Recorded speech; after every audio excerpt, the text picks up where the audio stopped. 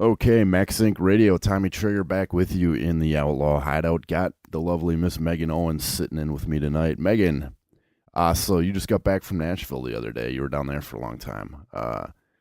You had, I think it was, the other day you drove for 11 hours, and actually we met up in Madison and went to Jimmy K's surprise birthday party at the Frequency. That was a good time. So why don't you tell me and everybody listening a little bit about Nashville? Well, it's a long drive from here, but it takes a whole day. And that was fun to end up at the Frequency, wasn't it? We saw a metal band. That was a far cry from Nashville. Um, What was Skeleton Witch, name of the band we saw? Yeah, good times. it was great to see Jimmy K as well, from Max and Radio. And I was in Nashville. I spent a lot of time. I used to live in Nashville, and it's a place where you can write a lot of songs, and it's like a giant library of great musicians and great players and broken hearts and great songs and songwriters. And man, I have a love-hate relationship with Nashville.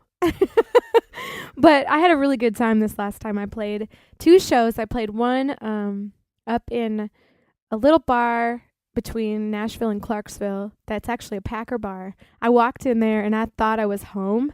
I said to my friends, I said, "Oh my gosh, I feel like I'm home."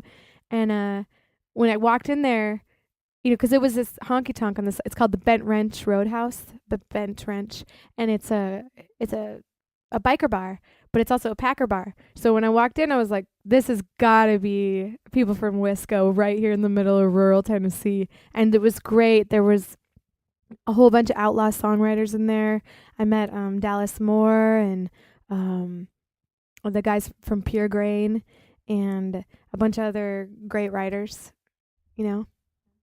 That's awesome.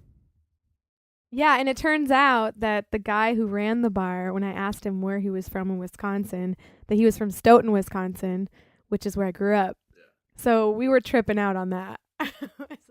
That's cool. Yeah, and just all the Packer memorabilia and stuff on the wall and looking like the hunting stuff and just looking like an up north bar, basically. Yeah, it was an up north bar in Ashland City, on Ashland City Highway, almost to Clarksville, Tennessee.